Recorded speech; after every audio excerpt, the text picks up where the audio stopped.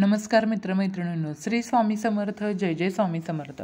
आपल्या मराठमोळ्या पाटील कॉर्नर्स या चॅनेलमध्ये सर्व स्वामी भक्तांचं खूप खूप मनापासून स्वागत आहे. मैत्रिणींनो, पंचांगानुसार वर्षभरात असे अनेक योग आणि तिथी येतात जे शुभ असतात आणि यापैकी एक शुभ योग तो म्हणजे गुरुपुष्यामृत योग. तर मैत्रिणींनो, पंचांगानुसार या योगाचं विशेष महत्त्व आहे आणि हा योग शुभ कार्य, गुंतवणूक, नवीन व्यवसाय सुरू करण्यासाठी किंवा सोने, नवीन घर खरेदी करण्यासाठी खूप शुभ आणि महत्त्वाचा मानला जातो. तर मैत्रिणींनो, गुरुपुष्यामृत योग हा माघ महिन्यातील 22 फेब्रुवारी 2024 या दिवशी जुळून आलेला आहे. तर पुष्य नक्षत्र हे देवतांनी पूजलेले नक्षत्र मानलं जातं.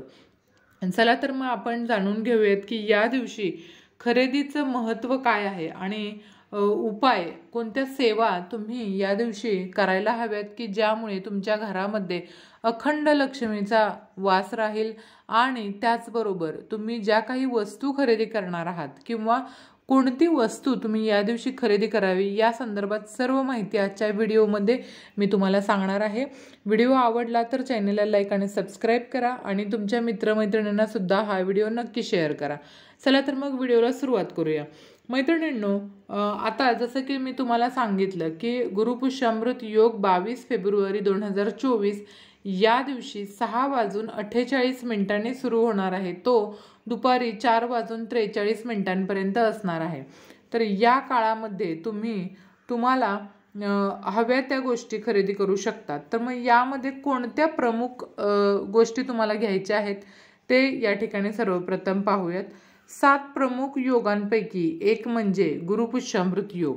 धार्मिक मान्यता तसंच पंचांगानुसार महत्त्वाच्या अशा 7 शुभ योगांमध्ये गुरुपुष्यामृत योग प्रमुख आहे.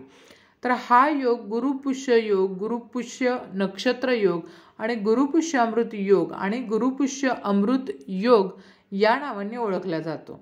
तर शुभ कार्य, गुंतवणूक, व्यवसाय आणि खरेदीसाठी हा योग अतिशय महत्त्वाचा आणि विशेष असा असतो. मैत्रिणींनो, हे नक्षत्र इतकं शुभ आहे ना की देवताही पुष्य नक्षत्राची पूजा करतात. मग यावरून तुम्हाला समजेलच की हे नक्षत्र किती महत्त्वाचं आहे.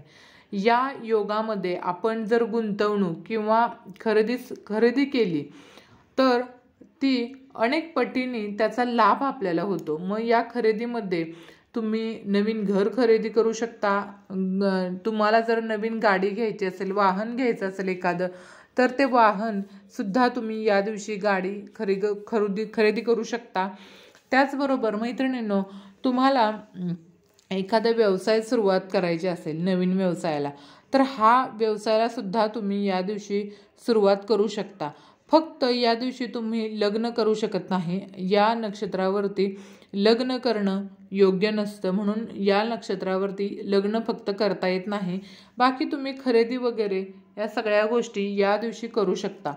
गुरुपुष्यामृत योगाचं महत्त्व ज्योतिषशास्त्रानुसार गुरुपुष्यामृत हा योग अतिशय शुभ मानला जातो आणि गुरु ग्रह पुष्य नक्षत्राचा अधिपती आहे आणि देवगुरु बृहस्पती पद, प्रतिष्ठा, यश, संपत्ती आणि शुभतेचा कारक ग्रह आहे. जेव्हा हे नक्षत्र गुरुवारी येतं ना, तेव्हा गुरुपुष्यामृत योग तयार होतो. मैत्रिणींनो, गुरुपुष्यामृत योगात करा हा उपाय. आता उपाय कोणता करायचा आहे बघा. गुरुपुष्यामृत योगामध्ये नवीन बिझनेस सुरू करा, शेतजमीन नवीन खरेदी करा किंवा घर खरेदी करा. तसंच सोन्या चांदीचे आभूषणे, दागिने सुद्धा तुम्ही या दिवशी खरेदी करू शकता. जर तुमची परिस्थिती नसेल किंवा तुम्हाला आत्ता गुरुपुष्यामृताच्या दिवशी सोन्याच्या वस्तू किंवा घर किंवा असं मोठ्या वस्तू घेणं शक्य नसेल, तर तुम्ही अशा वेळी काय करायचं बघा. किमान पितळेचे 2 हत्ती आपण घरी घेऊन यायचे आहे या दिवशी. दक्षिणावर्ती शंख खरेदी करणं या दिवशी अतिशय शुभ मानलं जातं मैत्रिणींनो, म्हणून तुम्ही या दिवशी शंख नक्कीच खरेदी करू शकता. तर हा शंख तुम्ही या दिवशी खरेदी करून आणून तुमच्या देवघरामध्ये त्याला स्थापन करा. तसंच यामुळे काय होतं, तर यामुळे देवी लक्ष्मी आपल्याकडे आकर्षित होते. मात्र तुम्हाला गुरुपुष्यामृत योगाच्या दिवशी या गोष्टी खरेदी करणं शक्य नसेल तर तुम्ही जर कोणतीही गोष्ट तुम्हाला खरेदी करणं शक्य नाही, जर समजा या दिवशी, तर तुम्ही काय करू शकता बघा. तर या दिवशी तुम्हाला जास्तीत जास्त श्रीसुक्ताचं पठण करायचं आहे. श्रीसुक्त मग तुम्ही 16 वेळा किंवा 21 वेळा इतक्या आवर्तनं तुम्ही श्रीसुक्ताची करू शकता. आता तुम्हाला मी सेवा अगोदरच सांगितलेली आहे कालच्या व्हिडिओमध्ये. 24 फुलवातींची 12 फुलवातींची सेवा जी आहे ती तुम्हाला करायची आहे. काय करायचं आहे, फक्त तुम्हाला निरंजन घ्यायचं आहे, चांदीचं निरंजन घ्यायचं. जर चांदीचं निरंजन नसेल तर तुम्ही मातीचे सुद्धा पणती घेऊ शकता आणि त्या पणतीमध्ये तुपाचा दिवा लावायचा आहे आणि हा दिवा अखंड प्रज्वलित करून त्याच्यानंतर आपल्याला 16 वेळा किंवा 21 वेळा श्रीसुक्ताचं आपल्या घरामध्ये पठण करायचं आहे. आता तुम्ही खरेदी करत नसाल तर हा उपाय तुम्ही नक्की करा. यामुळे काय होतं, माता लक्ष्मी प्रसन्न होते आणि आपल्या घरामध्ये माता लक्ष्मीचा वास्तव्य नेहमी राहतं. मैत्रिणींनो, हा उपाय तुम्ही नक्की करून पहा. अतिशय प्रभावशाली असा हा उपाय आहे. पौराणिक मान्यतेनुसार गुरुपुष्यामृत, पुनर्वस आणि रोहिणी या 3 नक्षत्रात सोने खरेदी करणं खूप शुभ मानलं जातं. आता आपल्यापैकी बऱ्याच जणांना सोनं जास्त खरेदी करता येत नाही, पण किमान 1 ग्रॅम 2 ग्रॅम असा तरी तुम्ही खरेदी या दिवशी नक्कीच करू शकता. आता या नक्षत्रात सौभाग्यवती महिलांनी सोन्याचे आभूषणे, नवीन वस्त्र परिधान करू नयेत. तसेच गुरुपुष्यामृत योगात विवाह सुद्धा करायचे नाहीयेत, हे मी तुम्हाला अगोदरच सांगितलं.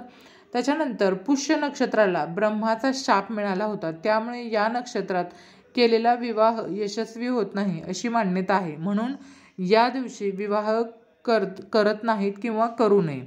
मैत्रिणींनो, तर या दिवशी तुम्हाला काय खरेदी करायचं आहे हे तर तुम्हाला समजलंच असेल. त्याचबरोबर सेवासुद्धा तुम्हाला कोणती करायची आहे हेही समजलं असेल.